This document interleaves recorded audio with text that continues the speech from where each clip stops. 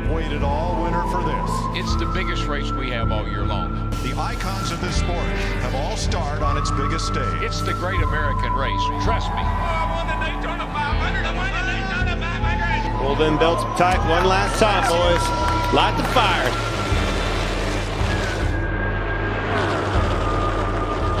Big push coming now for Harvick. Oh, and around goes a couple cars. Priest upside down. He's barrel rolling through the grass. You got plenty of money. Don't need that to keep racing. Is it worth the risk to keep on going? Sure, to win. Yeah, welcome to the Bump and Run, a podcast. I'm your host, Michael D. White, joined by my two best friends, Matt the Statman Reilly and Eric Daytona Ron. Hope you guys had a great weekend. Hope you guys had yourselves a Daniel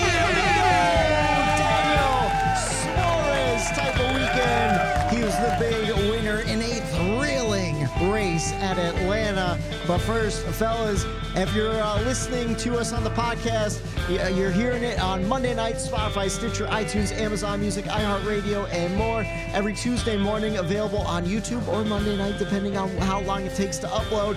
Or you could watch us live right now, twitch.tv/Bump and Run Podcast. Make sure you follow us for the alerts when we go live. I just posted it on Twitter. We are live and alive and feeling fantastic after an amazing Atlanta race.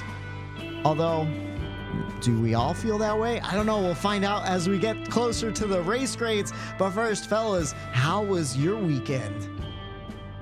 It's fantastic, man. Fantastic little family getaway to Hershey. So anyone from outside the area, we live about an hour and 45 minutes away from Hershey, where Hershey chocolates, and so we got away for the weekend. Just kind of in the winter doldrum, kind of getting stuck in the same routine week in and week out. So we're like, let's go somewhere for the weekend, bring the baby. So found a nice, called Hershey Lodge that had a water park. So we brought him and had a blast. And so we get to this water park, right? That's like inside our kind of resort deal. Yeah. And what does anyone do when you walk in? You scout the situation, right? So there's a cabana there. Okay. And I'm like, okay, well, there's a drink list on the front of that cabana, right? So I'm like looking at all the other parents with kids. I'm like, that dad has a beer. That dad has a beer. That dad has a beer. I'm like, all right, it's game on, right? So I look at Steph and I'm like, do you want a sangria? She's like, yeah. I was like, all right, golden. So it was game on from that point on, boys. I mean, you're staying in the hotel right there. You might as well, right? That's right. Isn't that what vacation's all about? Yeah. That's it. You got to take the edge off, just a little bit. You're not like you're blacking out and splashing in through the water park with the kids. You know what I mean? Well, they didn't like it when I fist fought the 16-year-old lifeguard, but we could talk about that on another episode. What do you mean no diving? I'm 34 years old. You got to put your pants back on. I've been diving longer than you've been around. I've been diving since 1989. Turns to Matt, his toes are all stubbed up and bleeding everywhere. They ended up jumping in to pull me out. No, I behaved myself. Well, me and Eric, we got tuned up a little bit on Saturday. Yeah. Haven't gone out in a while with the boys. Our buddy Bubba was in, so I met up with those guys out of Bruise Brothers. I ducked out early, but Eric, how was the rest of your night? Because I didn't even ask when I saw you yesterday. Yeah, I think it was like a 4 a.m. or it was one of those Friday and Saturday night.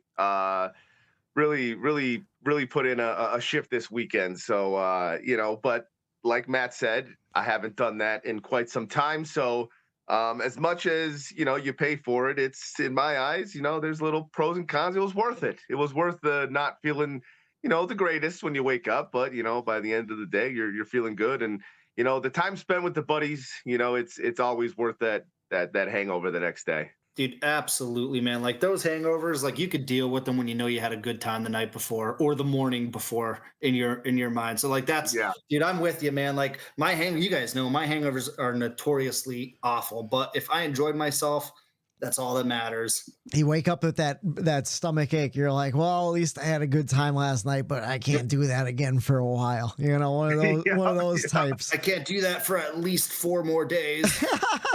Well, you try not to do it every week, But boys, we had a great race to recover to on Sunday. Before we get into it, though, I have a couple pieces of news. Not a whole lot of stuff going on, but just an update. NASCAR does expect to race in Mexico for the Clash next year. They're already making plans on that, and they said they do want to get to Canada next season in the Cup Series. So I forget what's the road course up there that we were trying to go to. I keep wanting to say Mid Ohio, but that's not it. It's Canadian Tire Motorsport Park, something like that. So we'll see if we get up there in the 2025 schedule. What do you guys think about going down to Mexico for the Clash, though, moving it around a little bit? I have no problem. I have no problem going. Well, I mean, Mexico, you got to be careful, right? Yeah. Like, I don't know if you watch the news. Like, I don't want to make this a political thing, but you have to be careful when you're going to Mexico. And with the whole Clash thing, like, I'm on the side of, like, let's just go back to Daytona with that thing instead of making it a traveling circus. But I don't know. I'm up in the air. Like, I'm whatever, if they could logistically pull it off, why not? I guess. But I feel like there's better venues out there that we can take it than Mexico or Canada, for that matter, to be honest with you. Yeah, I agree. I wish it would go back to Daytona too. In fact, I wish they would do another Clash on the Daytona road course. It's a week after the Rolex 24. It's already all set up. Do it there. I thought the year that they did it, where I think Kyle Busch won, when Blaney and Chase spun each other out coming to the finish. I thought that was an awesome race, especially with like a limited amount of cars too. How about you, Eric? What do you think? I mean, I think it's fine that NASCAR wants to, spread the sport and go international and stick to, internationally racing with, our borders, Mexico, Canada, right there. I could see it. It's more feasible than trying to go somewhere else. Like, Japan, they used to try to go over there and, do races. That seems like it's a little bit, a little harder to manage that. But I don't know. I'm on the side with Matt where, keep it at Daytona, go back to that. Like, I know people are like, oh, well, we said it that and you complained that it was at Daytona. And I don't know, you're just saying that because it's, we haven't been blah, blah, blah. I can see a lot of people saying that shit too. And like, I get their side of it. I do, but it's Daytona. I want to see that style. I want to get hyped for that style of race, not, on a short track. So to me, yeah, it's fine that they want to spread it, but the Clash, I'm kind of just over it. I just personally, I just want to get back to speed weeks, plural, where we had the Clash, and then we had qualifying, and then we had, practices all week, and then we had the duels, and like we had it all, and it was just this big ramp up, like this big build up for the 500, and like the Clash being in LA. Now, listen. It was fun while it lasted, the whole LA thing. Like, it was cool, like the cool little spectacle that it was. We're done with that now. And I want to get back to speed weeks. And so, I don't know. Nobody really knows what's going to happen there yet. I don't think. I mean, maybe NASCAR does, but as far as like the fans go, like we don't know what's going to happen yet. So will Mexico work? Sure. Will Canada work? Well, Canada will never work with the Clash because it's in February. Too cold, they can't do Canada that early into the season. But like, as far as like a regular season race up at Canadian Tire Motor Park, sure. We'll probably do an all-star race, middle of the year, throw an all-star race up there in Canada, see how it works out for that, and non-points something, and I just, to me, Matt, you nail it. Like, it's supposed to be a build-up and almost like an homage to that style of racing that's in the Daytona 500. You know what I mean? Like super speedway racing. Like, you're supposed to get everyone amped up for that style. Highlight that. This is that style of racing. Daytona. This is the mecca right here. This. And all week long, we're going to show you how they get the cars to go that fast. They're going to race to qualify in. And like, you just get everybody amped up for that specific race. To me, that's what Speed Weeks and the Clash and all of that was about. Dude, I mean, Indy does it with the Indianapolis 500. Their whole season kind of gets put on pause in the month of May, where they have like the Grand Prix there or whatever. Their I sound like an asshole here. Their road course they have at Indy, and then like they have like all like the speed weeks leading up to the actual Indy 500. Well, they have it's like the whole month of May where like all we're asking for is to go back to how it was just a couple years ago, where it's 2 weeks of speed weeks and it's just this big ramp up to the event. The Indy 500 has so many practice sessions and stuff too. I mean, that's what Daytona's missing altogether is practice. We need to have practice before qualifying. Like, I just don't understand what NASCAR's doing here. It's absolutely outrageous at this point. But my biggest concern, and I don't know if you guys remember this news story from last year, can Kyle Busch legally go to Mexico? Oh, that's right. You remember that's right. You remember? No, that's like that's a legit concern. Can you go back? Yeah, I don't know. He had a gun charge down there, bringing a weapon into the country that wasn't like, I don't know. That was a pretty big deal. I'm not sure legally wise if he could go back. Kyle Busch goes in there with a 99 hat on, mi amigo right on his chest. Don't let Kyle Busch right in there. No problems. Come on in, brother. Come on in. Let's see. What should we call it? We talked about the NASCAR charter system and the whole RTA and the stuff going back and forth with NASCAR. And NASCAR has come out and said they offer to extend the charter system for 7 years, which would last the length of the new TV rights deal. So this is kind of part of the driver's concern, or the team owner's concern, is at the end of these 7 years, these charters can be absolutely worthless. And right now, people are spending buku bucks, millions and millions and tens of millions of dollars on them. And right now, they only have a value for about another 8 years. So what do you guys think about that? Do you think that the teams are probably going to accept this deal? I'm thinking no. The teams want it to be permanent, yeah. Which why wouldn't you? You know, that's their version of a franchise, you know, where all other sports, it's their franchise. That's how it works, where there's a value to it, and it's an appreciated value too. Every year you see, the Boston Celtics are worth $3.5 billion or whatever it might be, and it just keeps getting higher and higher. Where NASCAR, these charters, like the charter value keeps going up and up and up, but there's no longevity that's promised to these teams, where a new team might want to get into NASCAR, but hey, guess what? Like, it takes a couple of years to get up to the point where you're super competitive for the most part. Usually it takes 4, 5, 6 years to you getting up to that competitive level, where, okay, we get up to that competitive level and it's taken us 6, 7 years. And now, no more charter, or we don't have anything to fall back on. Like, what? There's no promise for the future. And that's what these teams are asking for, is just give us a promise for like the long-term future, not the short-term. So I don't know. I don't, to answer your question, I don't think that the teams fall for this. I don't think that they sign on for 7 years. I think, they brought in that lawyer or that representative for a reason, and he's going to go to fight for them. Yeah. If I'm a team owner, the way I'm thinking about it is like, hey, if I spend $14 million on this charter 6 years ago, and now, 2311 is now worth $56 million. And, now that charter, I increased the value of my charter. Now, someone else that bought a charter for $14,000, because let's say that's the base price to get in on a charter. Well, let's say they didn't grow. They're Rick Ware Racing. They just have their charter and they're basically bankrupt. That $14 million charter is still only worth $14 million. Yeah. But then you look at these other owners that are like, hey, I inflated the price of my charter. Like my whole team as a whole. You know what I mean? My team as a whole is worth way more than that. So like, they don't want to be, if I was a team owner, I wouldn't want to be in a lump sum with all the other ones, because if I'm doing more to grow my brand and make mine worth more, then I shouldn't get screwed over just as much as that guy's getting screwed over, So I would want some reassurance that, hey, if Rick Ware Racing sells his charter for $14 million, I don't have to sell mine for $14 million. I could sell mine for $50 million, because guess what? That's what mine is now worth. And to me, that's where my headspace is during this whole, RTA thing.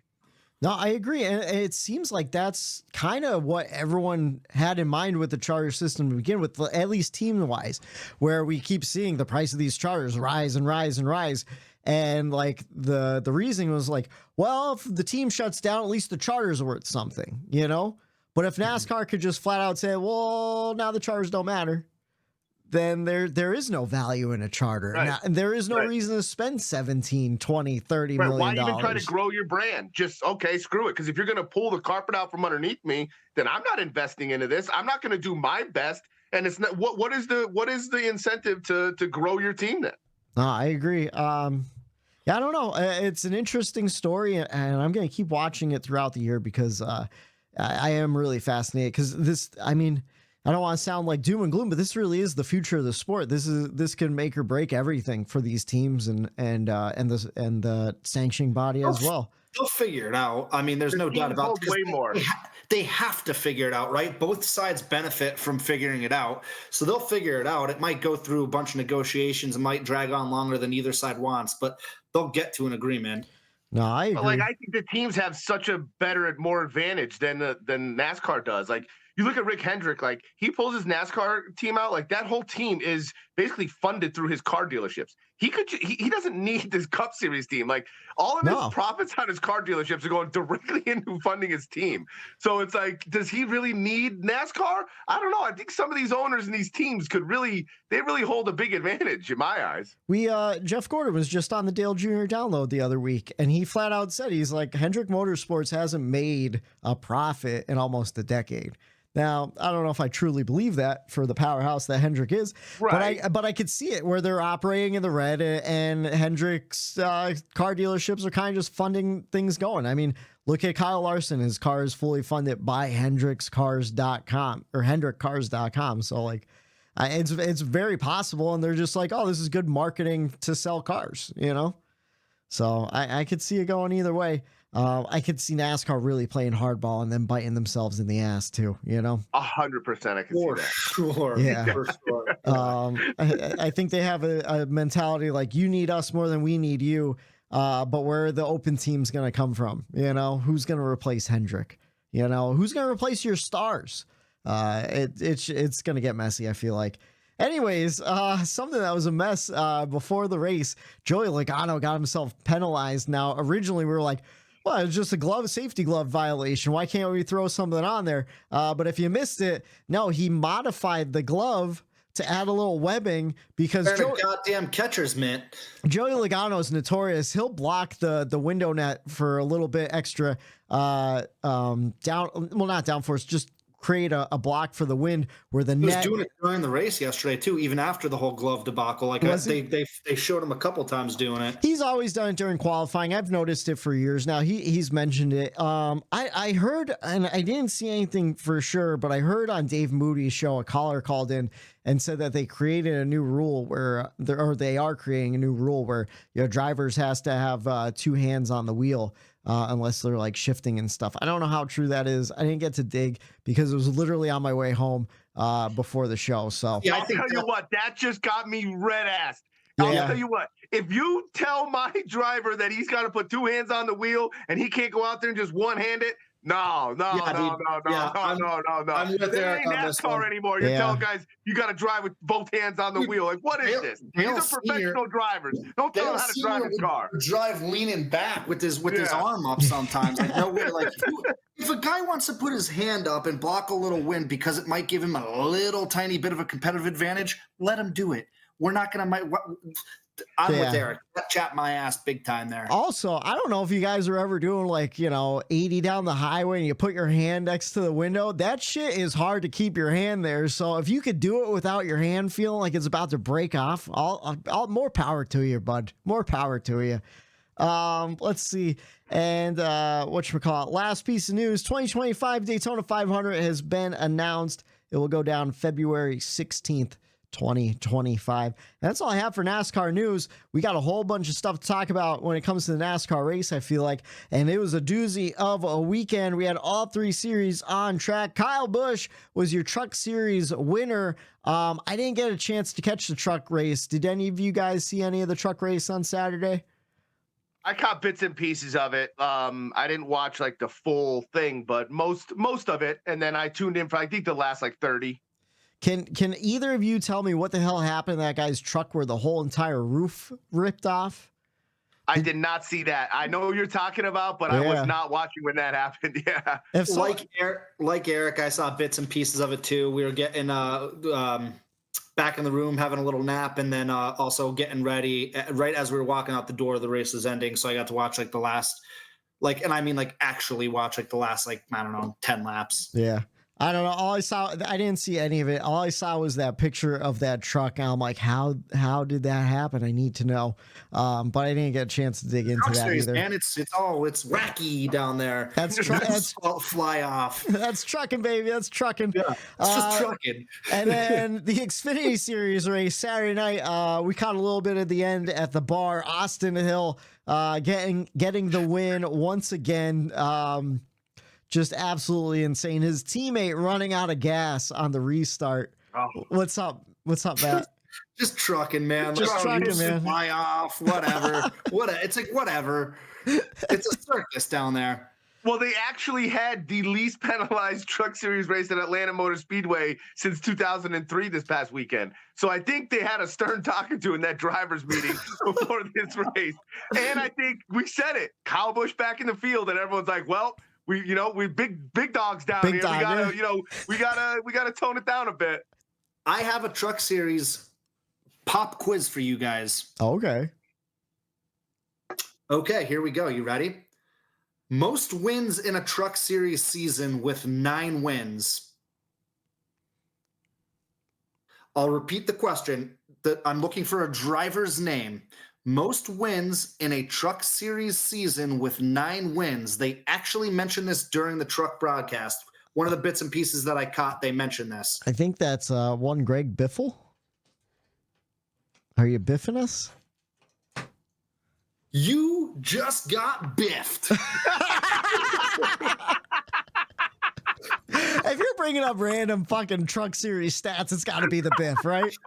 As soon as they said that stat on the broadcast, I'm like, "Ooh, a Greg Biffle stat I could bring to the table." What a fucking career! We gotta make that shirt. You got Biff. I'll start working on that design this week. We'll get it up on our Redbubble store. Also, if you guys want a Bump and Run T-shirt, we have a Redbubble store with the logo on it. Hit me up on Twitter. I'll send you the link on that bad boy. And then. But yeah, Austin Hill won the Xfinity Series race. Matt, don't know if you saw that one. Me and Eric watched a little bit of it. SVG coming in third. What'd you guys think? Yeah, I mean, the Xfinity race, once again at the bar, catching a little bit here and there, kind of eye on and eye off, a type of deal. Austin Hill, I turned to Whitey. I'm like, dude, is he one of the best super speedway racers? Like he has to have etched himself already. I mean, you go 3 in a row. It's just kind of like, holy shit. I mean, circumstances obviously allowed him to do that with, Jesse Love running out of fuel and all that. And, but hey, that's part of it. Felt bad for Jesse Love, man. Really did. Yeah. He had the car. That kid is a superstar in the making. He absolutely is. For anyone who hasn't been paying attention to the truck series this year or any of the other series for the past couple of years, he's kind of been coming up onto the scene. Jesse Love is a name that everybody needs to know because he's going to be a superstar. Absolutely. I still can't not see that 2 car without Sheldon Creed, though. Like every time I see that car, every time I see it, I just picture Sheldon Creed behind that car, I think Sheldon Creed came in like 2nd or 4th, too. So he had a decent performance in that Gibbs car. And then the Cup Series race. Sunday, man, what a race. Mi amigo Daniel Suarez led twice for 9 laps and bested Ryan Blaney by 0.003 seconds, 3/1000ths of a second. The race lasted 3 hours, 28 minutes, 11 seconds. We saw 10 cautions for 65 laps, 48 lead changes among 14 different drivers. And let's see, your top 5: Daniel Suarez, Ryan Blaney, Kyle Busch, Austin Cindric, and Bubba Wallace. Fellas, let's jump into the race grades. What'd you think? We'll start with Matt. Well, I'm happy you did start with me because, Whitey, at the top of the show, you said that we were all kind of in unison, or are we? Yeah. And I was the guy. I didn't enjoy that race at all. I don't know what everyone was thinking. It's a mess of a product. It was not entertaining. We did not see passing. We did not see an exciting finish. I don't know what NASCAR's thinking. It's like old Atlanta was back all over again. They need to cut Atlanta out of the schedule forever, because what we saw yesterday was an embarrassment. They should have never repaved. Like, what were they thinking? They ruined garbage. it. It was just I gave that race an A fucking plus. That was amazing yesterday.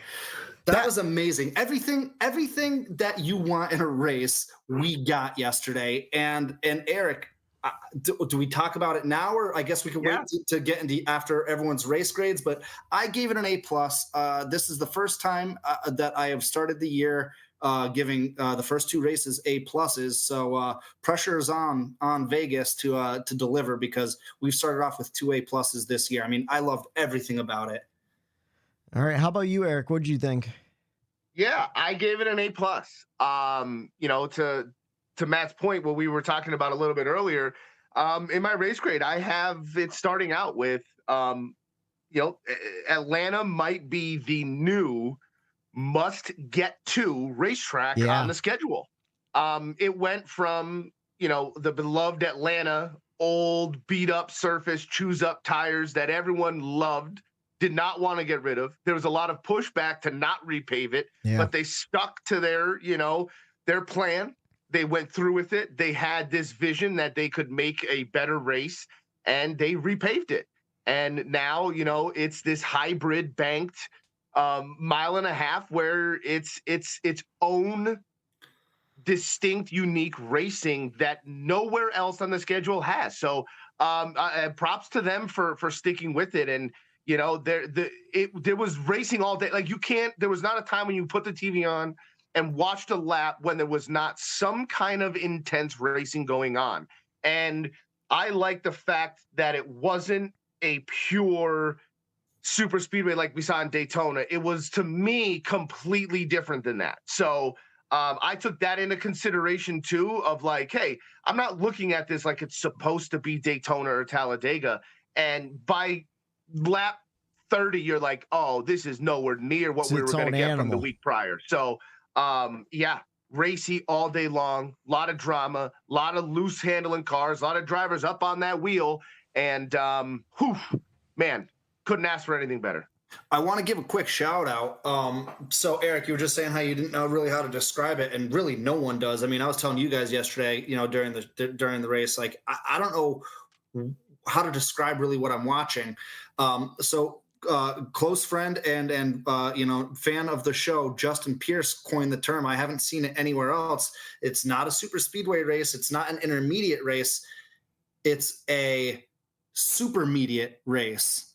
And I kind of like that term. And he actually said yesterday, I better coin that because I haven't seen that anywhere. Too late, pal, because the Bump and Run podcast, we're ripping you off. Your shit, buddy. We're calling it supermediate. Sorry, Justin, you're not going to get any royalties from that because we just did it here on air. Yeah, I agree. It is like supermediate racing, where it is this weird fusion. It kind of reminds me of like an older school Daytona race where like you have like guys pull out of line, make a big run, cut back in line. There's like, 2 wide for a while, 3 wide, 4. I mean, we saw 4 wide racing.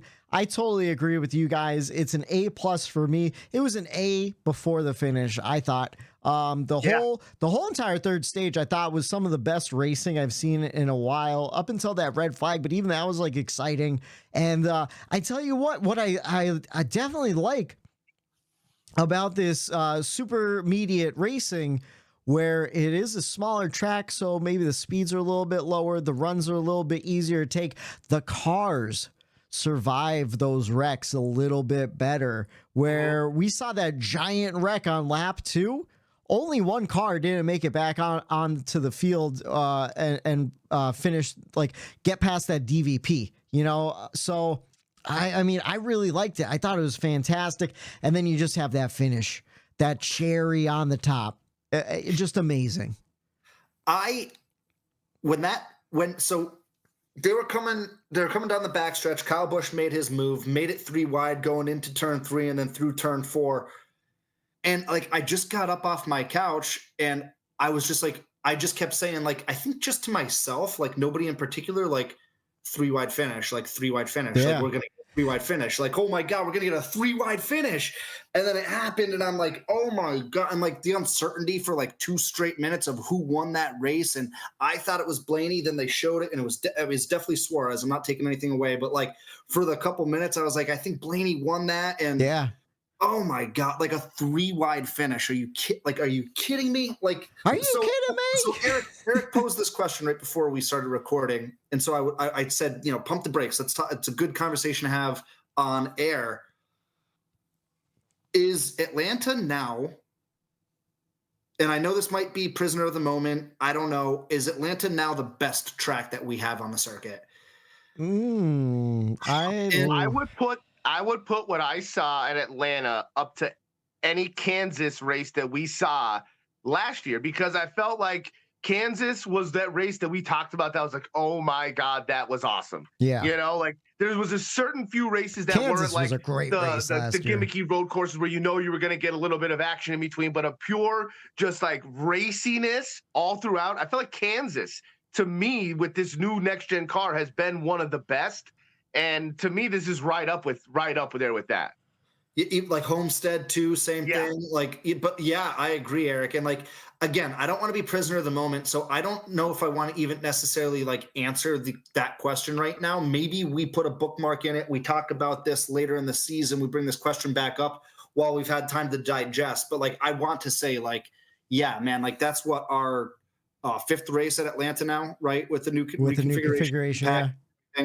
And like, I've loved the shit out of every race we've had there. So, I mean, the proof's kind of in the pudding at this point. Like it's 5 races.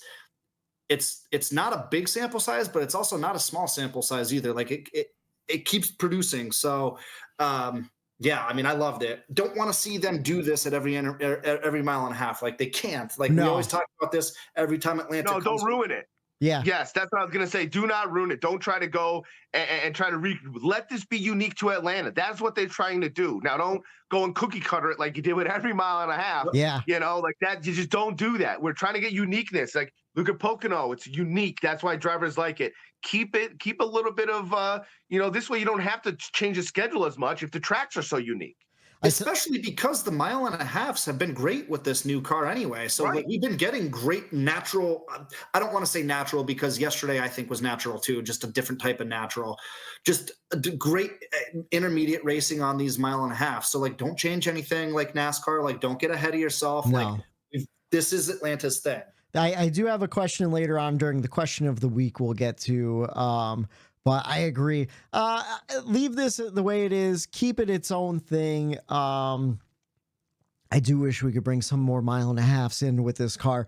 It was Kentucky we haven't raced in since 2020. And then Chicagoland 2019. I want to see those tracks return.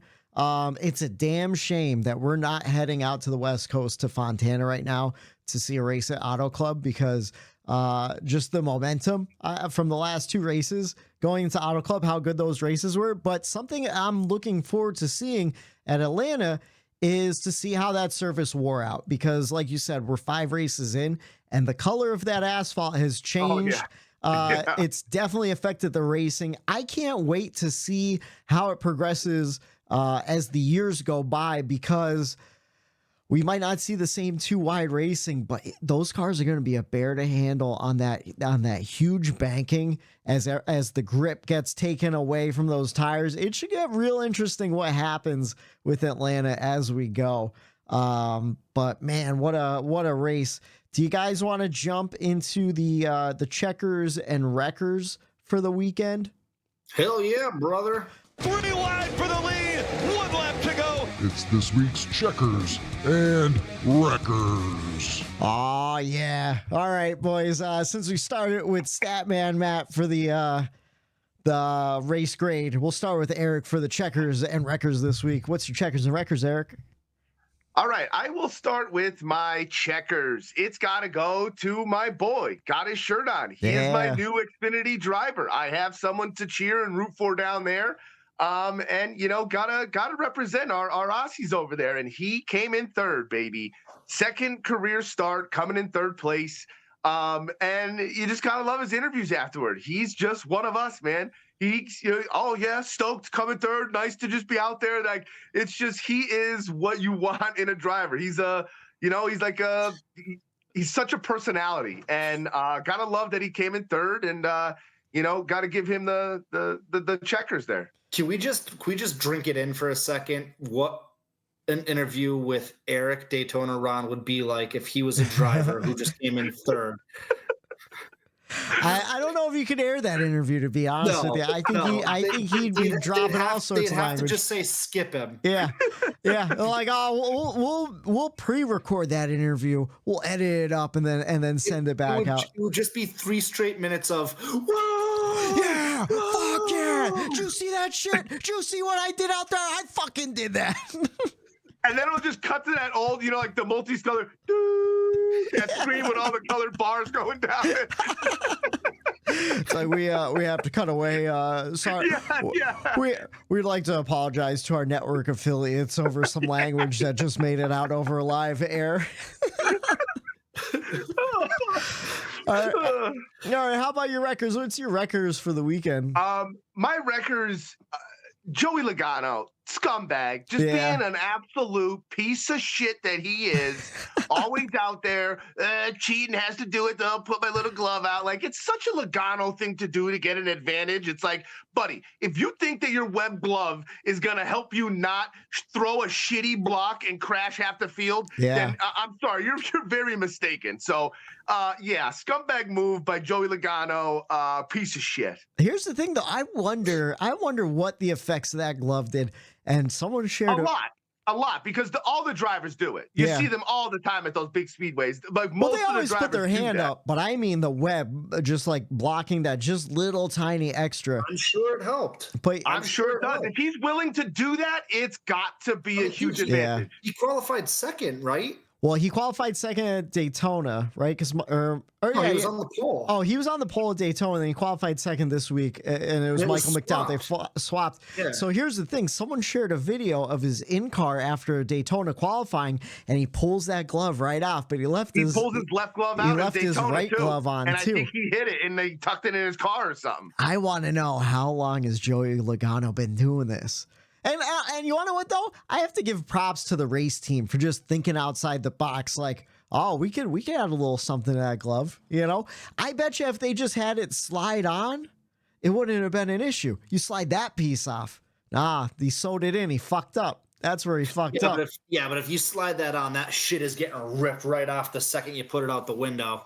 Oh, that's true. Yeah, I don't know. I'm not I like sewer. the ingenuity. I like the ingenuity, but also have to know the rules. Like, in order to break the rules, you have to know the rules. If you know what I mean. And the fact that it was to do something that obvious, to tinker around inside the car some way somehow is one thing, but to have it where you have all these cockpit cameras and all that now, you know you're going to get caught, or you're just stupid and didn't read the handbook in the first place. Dude, you want to know what he needed to do? Take some magician lessons and figure out how to just palm that shit and make it disappear. You know what I mean? Like a quarter behind the ear. Make him disappear. Just get him out of here. Well, I agree on that one. Sorry, Kimmy. How about you, Matt? What's your checkers and wreckers for the weekend? So my checkers goes to Fox. What? What? Yeah, that's right. Yeah. Hey, listen, we don't only bash Fox here, but we give it its praise when the rare opportunity presents itself, right?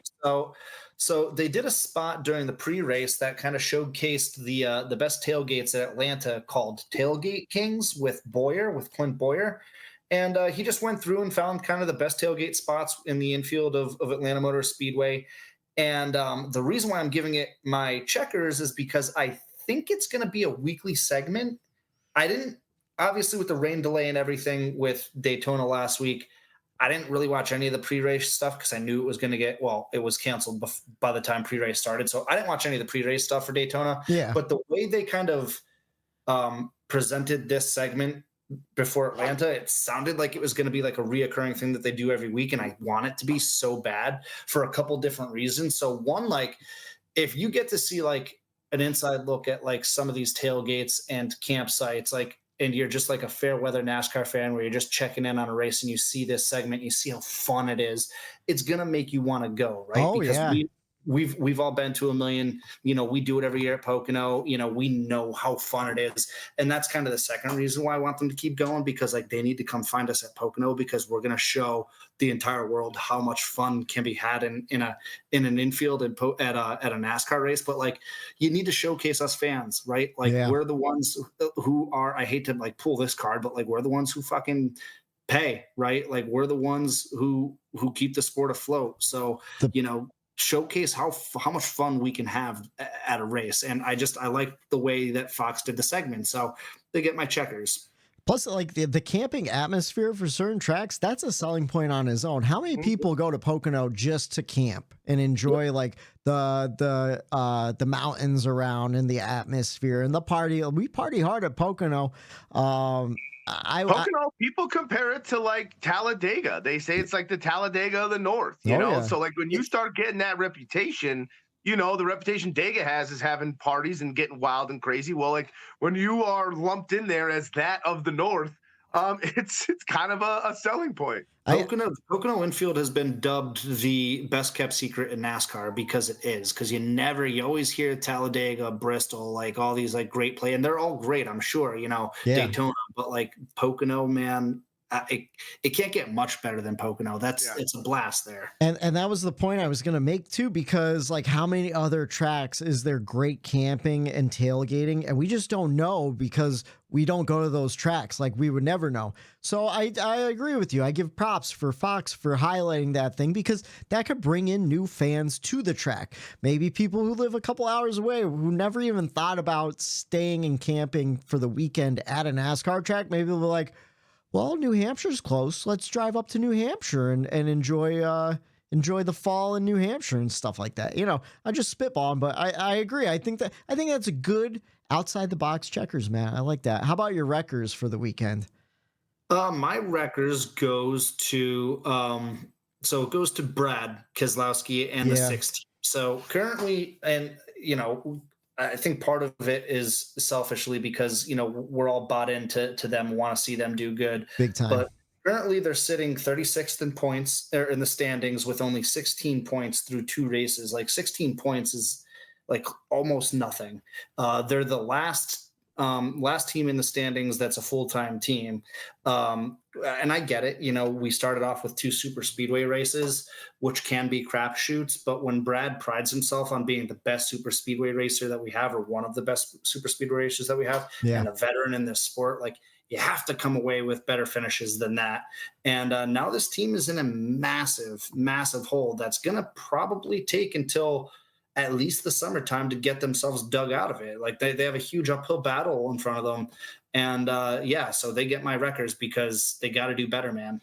I think that Ford's in a hole, Matt. I noticed that. Like when I wrecked Joey, I thought the same thing. I'm like, okay, you're doing that trying to get all this advantage. You were already fast to begin with without that, and like now you're jeopardizing the speed you already have. And, don't get me wrong, like the 22, the 6, the 38, they've all been really fast in these last 2 races, and they have nothing to show for it. The speed is there, but even the 38 and the 22, they're sitting 32nd and 31st in points. Yeah. So you look at all of that speed, what did it get you in the long run? You know what I mean? So I think they'll be fine. I think the back-to-back style of racing has a lot to do with it. But Matt, you're absolutely right. Starting the season that way, knowing that the end, when you're fighting on that cutoff for that 1.2 point, this is the races you go back to being like, what if? Yeah. And I couldn't agree more that, it's a detriment starting the season back that far. I agree too. And especially because, like you said, they had fast cars both weeks. I mean, Brad Keselowski led 7 times for 17 laps. He was in it. Same thing with Joey Logano, led 3 times for 27 laps. And then David Gilliland, 6 times for 58 laps. That's a huge portion of the race given up to those 3 Fords. And they finished all sub 25th. They're in the points. They're not doing well. But at the same time, too, like we kind of, I as a Tyler Reddick fan, I went through this last year where he started out the season terribly. Like he was like 30th in points for the first 3 races because he DNF'd each one, you know? And I feel like Joey Logano, Brad Keselowski, you don't have to worry about those guys. Todd Gilliland, maybe, you know? But Brad, yeah, Joey, Here's the thing, though. yeah, This car, Whitey, I agree. I'm at the point with this next gen car that we know what we're getting now, and it's getting tighter and tighter now. Yeah, so it is. everything that harder. you say, like, you can't, because anybody could win. Like anybody, and they're so tight, team to team to team. It's hard to say that, like, oh, this guy he'll be fine. Don't worry about that deficit. He'll be fine. How do you know? Daniel Suarez just won. Todd Gilliland could easily win another Atlanta. There's a lot of drivers that could win to keep, like, I saw somebody posted like a question like, is Suarez safe with this win in a playoff spot? I was just going to say that question, because it's a possibility that with one win, Suarez might not be a lock. Safe. Yeah. I was just going to say that when we were talking about Brad, you know, so maybe he wins this week at Vegas. It doesn't mean he's safe, because those points are so important now. Like, they're that secondary fallout plan that you're going to need, because we may very well see 16 winners. So we were close last year, and you know, it's just this next gen car, the model, and even just look race to race, week to week, the gaps and the time splits between these drivers and these teams from qualifying from first place to 30th, it's closed. The gap is closed in time and speed, everything. Not just finishing where everyone are, it's everything is closing in and getting tighter. The garage is super, super competitive right now. And I think these drivers, I think we might have saw them being so aggressive, because I think the drivers even know, hey, this dude here could win. Yeah. I know it's not a big name. I know he's not popular, quote unquote, or might not be in the best known car number. But hey, those drivers know damn well how close these cars are, and that guy could easily take my playoff spot. Absolutely. So I think that is why they're aggressive. The drivers themselves know how tight the field is. We did it before the season started. I think we did it. We think we agreed that it was that we had like 17 or 18 cars that we expect to win a race. Yeah. And then like another 5 or 6 where it's like, yeah, for sure they can win a race. Like, it's like not expecting them to, but they can win a race. And Suarez, I believe, was in that category. Yeah. So we already have one of those guys that has won a race. So it's and even if we don't get 16 or 16 winners or 16 different winners, Suarez has already taken a playoff spot that wasn't taken last year. You know, who's he kicking out from the playoff picture from last year because he didn't make it? You know, I'm thinking Ricky Stenhouse Jr. I don't see him winning. That's the first person that comes to my mind. Yeah. But at the same time, you never know. You never know. Ricky Stenhouse Jr. is pretty decent at Bristol. He gets the setup right at Bristol, and he could fucking win no problem. You know, think about this too. You've got Chase Elliott and Alex Bowman, both who missed the playoffs last year. They didn't win races last year already. Both who are gonna probably win a race sooner than later. That's 2 more spots that are taken that weren't taken last year. So now you've got 3 possibilities of guys that are kicking other guys out. So like, it's going to be crazy. Like, it's going to be a wild season. Oh man, I'm already getting excited just for like all of everything to happen, all of the battles and everything, like the cutoff battle, all that stuff. But that's why I'm saying, like, that this race was this important. You know, this team is in a lot of trouble right now. Yeah. You want to know what though? The thing is, like, we still haven't seen the Fords on 1.5 miles yet. We haven't seen them on the short tracks with this new body.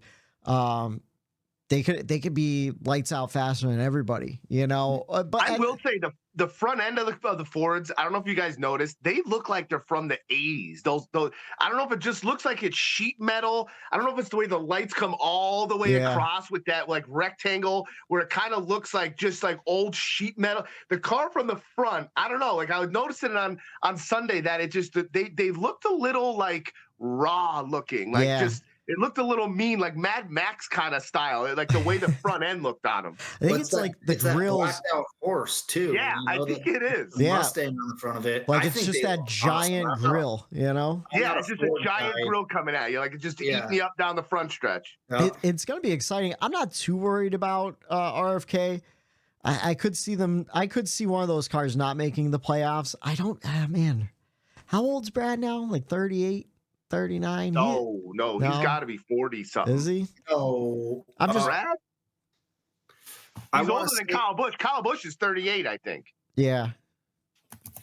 I don't know. I don't know. I'm just thinking like I got it right here. I think RFK is going to be fine. It's just this is just a bad hole to start dig it. out of. You know that's it. Like they're already climbing out 2 years ago when they first started, so they know what this is like. Yeah. And I think where Matt, I could see him coming from is they ended last season on such a high note. They went from the highest of highs to bam, they're in the gutter again to start this year. Yeah.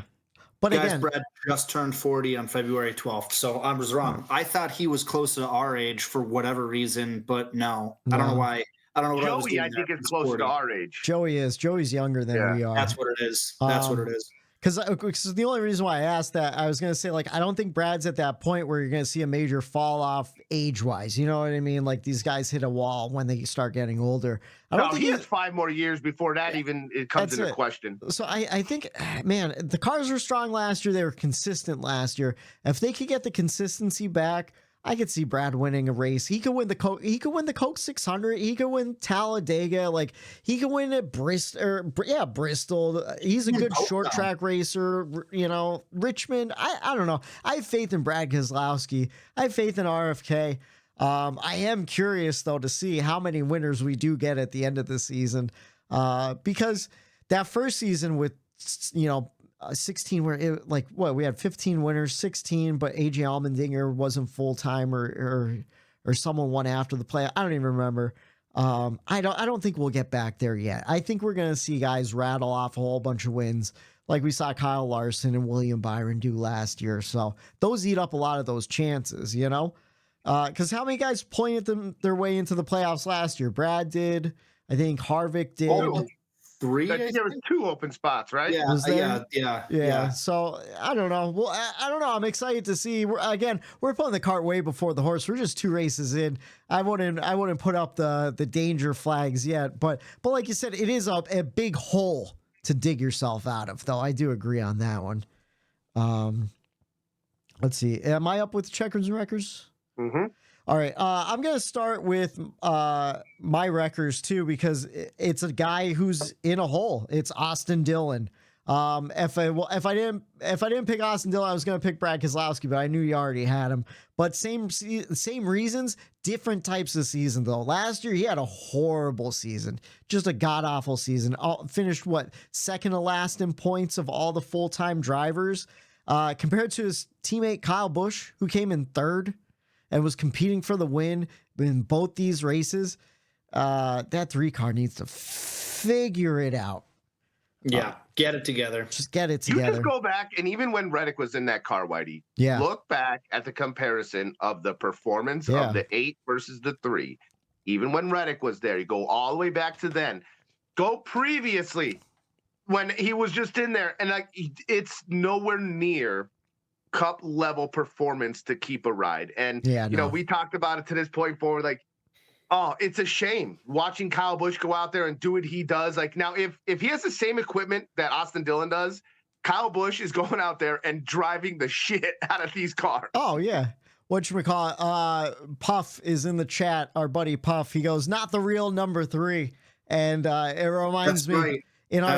In our fantasy league, one of his buddies joined and he said his team name is Austin Dillon is a disgrace to the number 3, which I appreciate. And then what up, Puff? My checkers, how can you not give it to the finish? But I'm not going to. I'm going to give it to Todd Gilliland. I know he didn't have the greatest finish, but for the second week in a row, just showing great speedway prowess, leading 58 laps. He led at Daytona. Just a great start to the season for that guy performance-wise.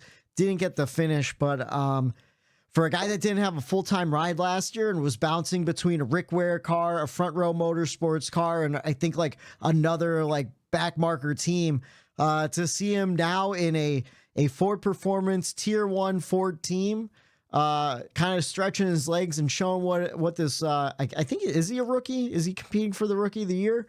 I'm excited to see what he can show us. I think he ran too many Cup races previously to be considered a rookie. That happened to somebody else too when they came back.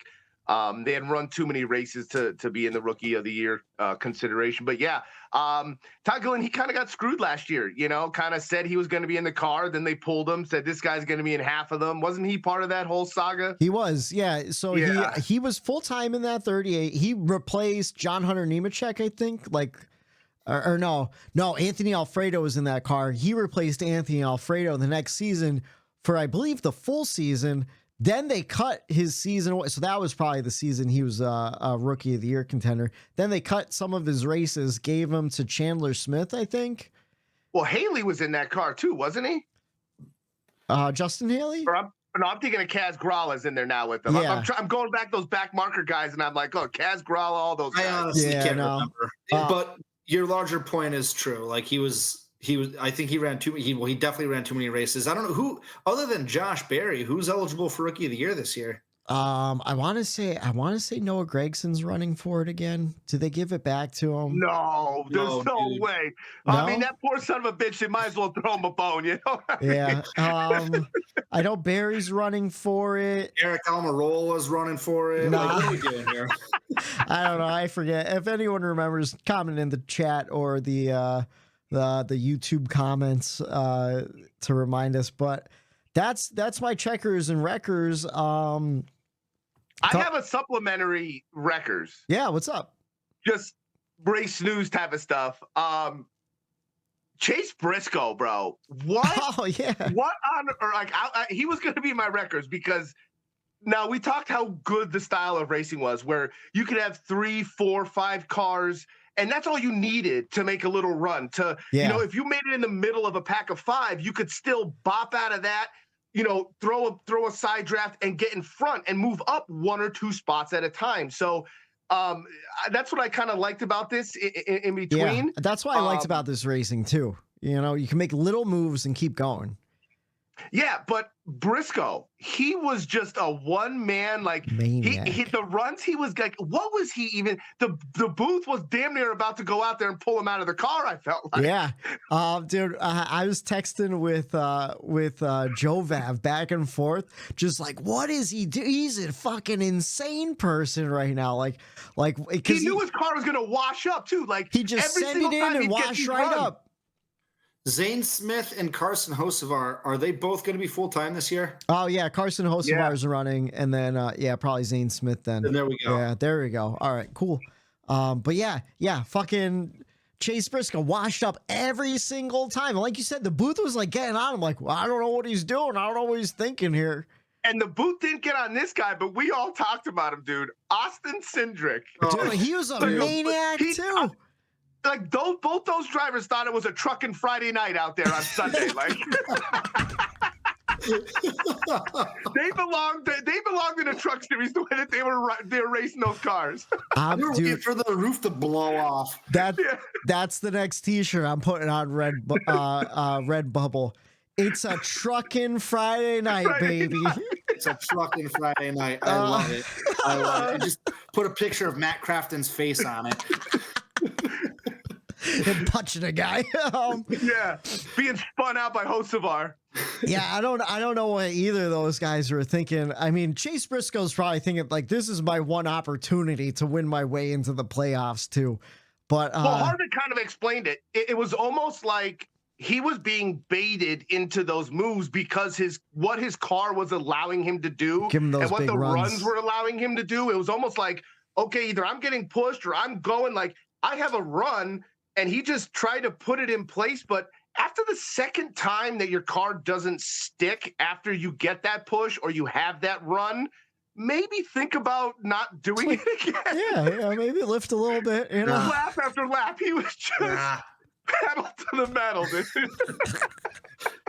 It's like an iRacing just sending it every corner. Like, Harvick was actually getting mad, like, oh, dude, like, what is the 14 doing? I could only imagine what Harvick was like in competition meetings with those 3 on Mondays, you know? fucking Just get up and leave. yeah, just like get up and walk out. he's like these kids these days, man. Let's see what else. What else we got? Covered all those. I got some race notes, just some guys that led laps and had great finishes. Obviously Ryan Blaney led 6 times for 31 laps, finished second. I thought, like Matt said, I thought he had the win. Nothing against Suarez there, but I was just focused on those 2 cars on the inside. You think it would have been one of those? Let's see, Kyle Busch. Cindric was behind Suarez, I noticed. Yeah. And I think he gave enough push of air that at the end, you look at behind the 12 and the 8, nobody. Look behind the 99, the 2 was right there. I think that was the difference. What happened was Blaney's best friend, Bubba Wallace, he had to get out of the gas. He got tight.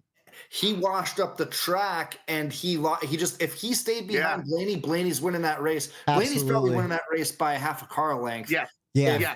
If Bubba didn't wash up, but he lost the handling of the car, and we got that epic finish. I tell you what, I thought that was the most interesting thing before the race started. Matt, you said like handling is gonna be key for this race. It wasn't about speed, it was about the handling, and yeah, like right there's the plain fact about it. Like if Bubba's car handled a little bit better in that last run, we're talking about Ryan Blaney. We're still talking about an A race, but not the A+ finish like we saw too. So that is interesting. And I'll tell you what, Trey Ryan on Twitter, I saw he posted Bubba Wallace, only driver to have back-to-back top 10 finishes, and they happen to be top 5 finishes. Only driver back-to-back. So Bubba starting the season off on a different note rather than Brad in the hole. Bubba's sitting on top of the world right now in that beautiful 23 car. That paint scheme was a great phenomenal. Paint scheme. Fourth in the standings right now, too. Yeah, finished 5th last week in Daytona, finished 5th this weekend. I was surprised KB jumped up to the top of the ranks. He's sitting in 1st right now after having yet another great finish, too. 3rd. Yeah. He finished. That crazy son of a bitch. He was flying around that race. How long now comes the interesting part of the beginning of the season, where all of these guys have 2 great races. You had a good Daytona, so you're up high in the rankings, and then you just watch them slowly fall. And the guys who had real shitty races slowly climb their way back up. And then by the Coke 600, you're gonna be like, wow, fucking Austin Cindric was sitting in 4th place. He's in 20th right now, you know? So yeah, he's in 20th. William Byron already has 7 wins. Yeah. But that's kind of all I have. I don't know. Is anything else stand out to you guys with the race? I mean, so much stuff happened, but I can't even think of like what to talk about. I have another thing here. Dude, major part of the race. Pit road, boys, was an absolute circus. Yeah. I felt like the cars getting on and off. They didn't know 90, 45. People checking up. Denny didn't know. Oh, he downshifted. Someone didn't think he was going the right speed. Oh, no, I am going the right speed. This guy was actually flying in too fast and actually like he had a downshift hard, and then Harvick got to explaining that. And that's where Harvick was good in the booth. Yeah. Was explaining all the pit road chaos and downshifting twice and having to meet this and how hard it is to get on and off pit road. So I will give Harvick kudos this week. He got better from last week. He learned and got better. I did really like the explanations that Harvick was giving. And, when there was a problem, pit road, you don't know how hard it is to get down on pit road and slow that car down and the footwork that goes involved. And one of the best drivers in footwork, in the history of the sport is Kevin Harvick. So I thought that was a unique part of the race that really, hurt some drivers. And, like Brad, for one, coming down pit road, screwed him, and Denny. So I thought pit road was a factor. Got to give a shout out, Juicy Joe Vav in the chat. What up, Joe Vav? Yeah, totally agree. Totally forgot about all the drama too. And I didn't realize there's 2 different pit road speeds during green flag pit stops and during yellow flag pit stops. I think that fucked over Brad Keselowski at some point too, because he was doing like 45 when he could have been doing 90, I think. During a green flag pit stop. And then just that whole contact spin out mess where they didn't throw the caution, which I understand why they didn't, because then you pinned I think 10 guys a lap down. That would have been a disaster. Well, that was the whole sequence, because Brad did it, and then Denny did it right after him, and then the spin out happened, and it was a wild series of events there. And now, if I'm not mistaken, according to the booth, I think that's on the spotters to relay that message down, like saying, hey, like it's 90, 90, 90, 90, or like 3 lights, 4 lights, whatever they say, like, or red, red, red. They'll say some kind of, they all have different lingo for, to keep it on hush, hush, getting down a pit road. But I think that's on the spotter in that instance. For sure it is. Absolutely. But you want to, at the same time too, I saw Bubba tweet this. You don't realize how much information's getting thrown at these guys for 3.5 hours straight by the spotters. Where I think Dale Jr. used to tell people to stop talking because they were talking too much.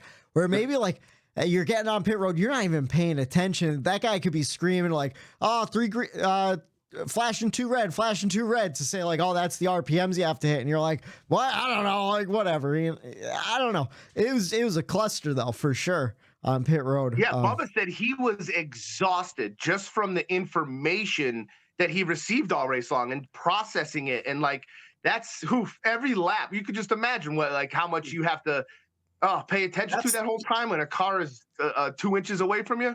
That's the untold part of what these guys do, is the information that's getting relayed to them by 2 different voices throughout an entire race, especially a super speedway race where the spotter has to be constantly giving you information, and you have to process it and make a move depending on the information. And the information you got, guess what, 5 seconds ago, it's different than the information you're getting right now. And you have to make a move based on that. So it's like it's mentally exhausting inside those cars as much as it's physically exhausting. All right. Is that all you guys have to add? Because we are getting a little late here, and I have 2 questions of the week that I want to get to. But first, we have to talk about, everyone on a Monday loves to talk about the winner, Daniel Suarez. But here on the Bump and Run podcast, we also like to talk about the guy who came in last place, and that was one Josh Williams. He was the only car out after that big wreck on lap 2 that couldn't make it off the DVP. So good luck to Josh Williams. He's running part-time for Colleague right now. So good luck in your next run. Let's see the questions of the week. And if you have any questions, make sure you submit them anywhere. You could send them to us on Facebook, Twitter, in the Twitch chat, in the YouTube chat, on the video. You text one of us if you have our text message, if you have our phone numbers. But we have 2 questions. The first one, this one's from Robbie in PA. He wants to know our thoughts on the finish of the Daytona 500, more specifically the yellow flag finish in general. Robbie asks, with all the changes NASCAR has made over the years, like adding stages, should NASCAR implement a new rule where a winner isn't crowned under caution? Imagine if the Super Bowl or World Series ended abruptly and a winner was declared. I think the fans were robbed. What do you guys think? Because I do kind of think the fans were robbed of that great finish, like that Daytona 500 finish. But I do have some thoughts besides that too, though. I still fall under this on the side of what I said, and I said it last week, and I still feel strongly about this, is I don't think we were robbed at all, because we're going to get maybe a different winner for sure, but like we're going to get a very similar outcome at the end anyway, where they're wrecking coming to the finish line like they always do at Daytona. So I don't know if we're necessarily robbed. As far as seeing it end under a green no matter what, I mean, we can do that. We've been down that road before, though. NASCAR has been down NASCAR's been down this road before, and then it got so bad where it was like, okay, we're on our 18th attempt doing this. That's what I'm afraid of. They implemented, okay, we're only going to do this 3 times, and then that's it. And then they did away with that, and it's like, where's the happy medium? Right. So I think what we have now is the happy medium. You go, you get 1 lap. If we've already taken the white and there's a wreck, that's it. That's the end of it. My Kevin Harvick shirt's in the wash. That's my happy medium. That's a bad joke. I'm sorry. Right. I'm sorry. That's it. I'm sorry. Later next week. See you later. Have a good night. For Matt the Statman Reilly, for Eric Daytona Ron, I'm Michael D. White saying have a good night. No, the way I see it is, one, I think the weather played a role in it. I think since it was already moved, since it was already a shit show of a weather weekend to begin with, I think NASCAR does it every once in a while. They kind of want to just get on and get out of there and move on to the next weekend. So I think that played a role in like, hey, we're here. We're at the end. It happened. I think they knew they were going to get some shit for it. But at the same time, it wasn't enough that it would have been like, to linger on.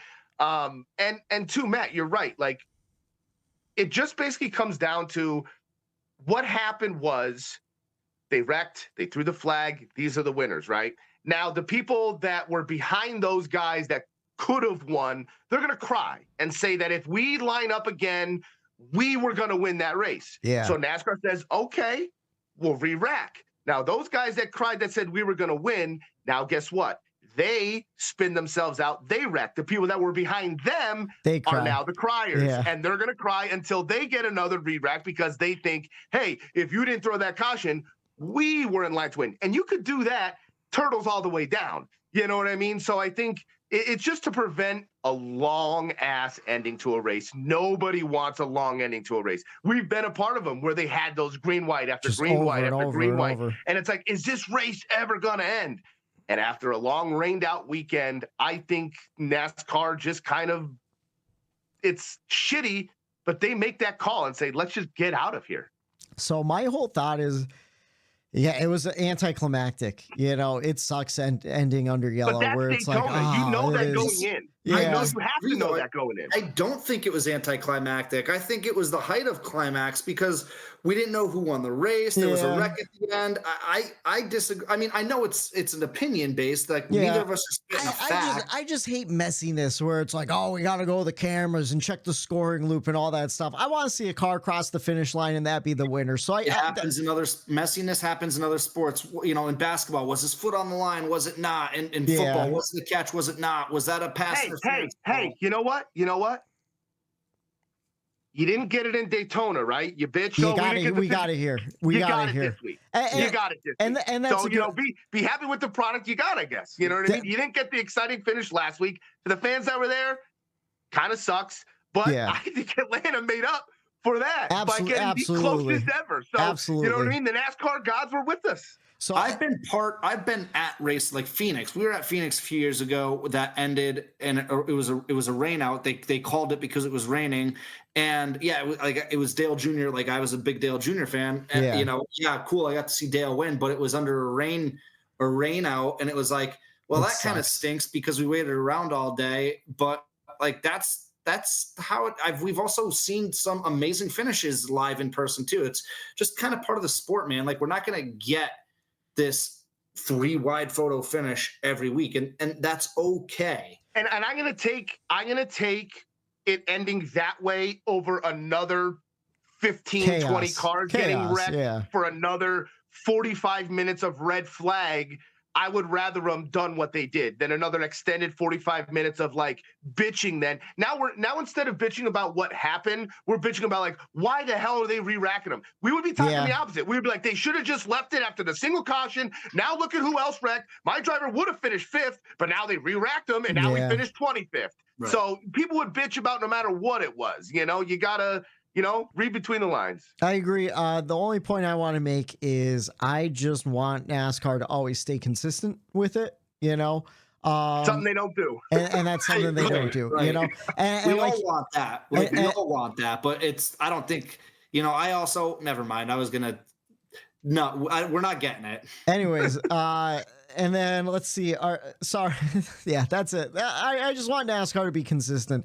Is it a bummer that it wasn't a super exciting to the line finish? But like Eric said, we got this week. You take the good, you take the bad, and then you have the facts of life. Anyways, our next question of the week is from Charlie in Illinois. He wants to know, do you think the rumored Texas reconfiguration can save Texas like the repave helped Atlanta? And it kind of brings me to the beginning. I don't know if I want Texas turned into like a super speedway like Atlanta was. I wish they did it first.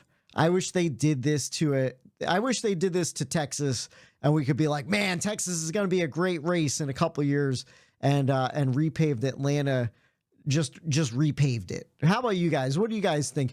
Would you want to see another drafting style intermediate in Texas, just Texas, nowhere else, Or I necessarily don't think this is where Charlie's going. I just think, does he think that any kind of fixing of Texas will save Texas? Because I don't think necessarily anybody wants to see an implement of what we see at Atlanta anywhere else. That it's unique. That's their style. I think you change Texas Motor Speedway, you make it 1.5 miles. That's what these cars are great on. You know, it's 1.5 miles, but if Atlanta figured out a banking and a configuration to make good racing, I think you should be able to get with some engineers and they should be able to come up with some kind of 1.5 mile racetrack that produces its own unique style of racing. So yes, I think it has a possibility to save Texas Motor Speedway if they go 1.5 mile racetrack and they come up with some kind of design that's what this car is doing well. So if this car paired up with a new design with 1.5 miles where it does the best, then yeah, I think it's the recipe to bring Texas back. Charlie's probably not going to like my answer. It was Charlie, right? Charlie Warner who asked. Yep. So Charlie's probably not going to like my answer only because it's not a sexy answer. My answer is I hope that a reconfiguration will fix Texas. Yeah, hopeful. But I can't say either way whether it will or won't. And here's why. They just reconfigured Texas a handful of years ago, and it fucked it up. Do anything like it made it worse than what it was previous. So I don't know. Like I know, you know, it's under new ownership now and everything, or not new ownership, but new management. But they are looking to do some sort of reconfiguration because I think it's asked to be repaved or something. Yeah. So I mean, I hope it is, but I can't sit here with certainty and say like for sure, you know, anything they do is going to make it better because we thought that 8-9 years ago. Yeah, but I think they know the direction of the car. I think that's where my mind is going. Like now, at least they know. Before they're trying to fix the track, and that's what we talk about all the time. Right. They're trying to fix the track when they need to fix the car. When you can't, you have to wait and see how this works out first before you start changing shit. You know. So now going forward, they know the car. They know the product that the car does best on, which is 1.5 miles. So I think maybe they could design something a little flatter, maybe like a little I think a little flatter, just a maybe semi-banking 1.5 miles might be something that has high wear on it. So well, you're right, Matt. We hope, like not saying it's a guarantee, but I just think the car and the direction of the sport gives the track an advantage because now it could build what it knows it's best on. I'm hopeful. I'm hopeful that they could figure something out for Texas because it's an important area to race in, and it's a cool looking like venue and everything. Like I don't know, like it's like everything's bigger in Texas. You see these giant grandstands around it, and they're empty because the racing isn't that great. And imagine Slick Willie with a huge cowboy hat. You know he does like the big hats. Like a huge with the two guns, dude. What I'm talking about, man. Yeah, I hope so. I haven't seen anything updated recently, whether they're going to reconfigure it or not. Charlie, let me know if you saw like an article recently too, because it's been a while since I heard an update on that one. But fellas, we got a race weekend to talk about. Oh, Marty, you gotta come back with me. Where? The next NASCAR Cup race. It's the weekend preview. And that NASCAR Cup race is in Sin City, baby. We are heading to Las Vegas. Trucks on track Friday night, 9 p.m. on FS1 for the Victoria's Voice Foundation 200 presented by Westgate Resorts. And then Saturday, Xfinity takes the track 5 p.m. on FS1 for the LIUNA. It stands for the Laborers International Union of North America 300, and then Cup on track Sunday 3:30 for the Pennzoil 400 presented by Jiffy Lube. And I swear to God, Joey Logano wins this race. Always does. He always Every does. time that his sponsor and he races in it, I feel like someone out there, Statman Matt, look that up. Whenever Joey Logano runs a Pennzoil, it's the Pennzoil 400. I feel like he wins every goddamn time. Every time. Yeah, look up. It's the A&A. It's the AAA 400 at Auto Club, and he wins it. You know? He's in the AAA car, of course. But boys, to go over our picks from last week, I didn't update it. God damn it. Yeah, you did. I did. I'm stupid. I was looking at Las Vegas instead of Atlanta. To go over. I got you. Whitey, you won. You won with Kyle Busch with 40 points. I had William Byron with 22, and Eric had Chase Elliott with 23 points. So I came in last. All right. So Matt, you're gonna pick first. Eric picks second, and I pick last. Who do you have in Las Vegas? Who do you think gets lucky and hits all sevens on the slot machine? Yeah, I'm not taking the 7. I'll tell you that much. Don't blame me there. Fuck you, Carly Joe. I know exactly what I'm going to take. So I had someone who had a strong performance yesterday, but got caught up in a wreck. Yeah. This team, once again, has a ton of speed to start the season. In the last 4 races at Vegas, he has 3 top 5s and a win. I'm not thinking outside the box here. I'm not going crazy. I am taking lucky number 5. Fuck. I am taking Kyle Larson to win this race. That's who I was thinking about all day at work, and I knew I was picking last, and I knew I wasn't going to get him. But great pick. He's got that speed, and Yeah. you can I know it's only 2 races. I know it's only 2 super speedway races, but I already have that feeling that Kyle's going to rip off 7 or 8 wins this year. Yeah, I think so too. He looked real strong yesterday at Atlanta. I think he even led a couple laps, which he usually doesn't do at super speedways. I think they're going to bring a good car to Las Vegas. How about you, Eric? Who are you picking? We're done with the super speedway hybrid style of racetrack. I think this is where we're going to see some speed and handling, and some of these other teams, we're going to see what they really have as far as their program and where they're going. And I think we talked a ton about the Fords and how much speed they had. Kyle Busch and the Chevys at HMS and William Byron and winning. Haven't been talking about the Toyota camp, and I think this week at Vegas is where we see the Toyota camp come out. And I've talked about them as, last year coming in, and who's going to repeat, who has the best chance of making it. And this will be, if he makes it to the 4th, final 4, it'll be his 3rd in a row. And I think the Toyotas, and this guy is destined for a good season. I'm taking the 20 of Christopher Bell out in Vegas. He used to run real well at Vegas in the Xfinity series too. Came in 3rd last year, if I'm not mistaken. Here, did he? Okay, so man, I don't know who I'm gonna pick, because I was thinking Ford has the speed, Chevy has the wins though. Ford isn't getting the wins. I think the Fords are. I'm going with it. I'm doing it. I hate him. But Pennzoil's on the moniker. If he's driving the Pennzoil car, I know. I'm going Joey Logano. I have to. I fucking hate him, but I have to. And the catcher's mitt. Yeah. Well, you want to know what? He's got a lot of points to make up. He needs a win early, shake off that penalty and get the confidence. I'm going Joey Logano to win. Fellas, we are 2 races into the 2023 season, and we have your playoff picture, 1 William Byron and 1 Daniel Suarez locked in. What's up, Matt? And that was this week's edition of You Got Biffed. I love it. Hopefully you can biff us again next week after the race, Cup race, Sunday, 3:30 on the Pennzoil 400 presented by Jiffy Lube. And we'll break it all down for you right here on the Bumper Run Podcast next Monday night. For Matt, the Biff loving Statman, Matt Reilly. For Eric, Daytona Ron, who started the Biff stats in the first place last year. I'm Michael D. White saying, biff you. We'll talk to you next week. The Bump and Run. There it is.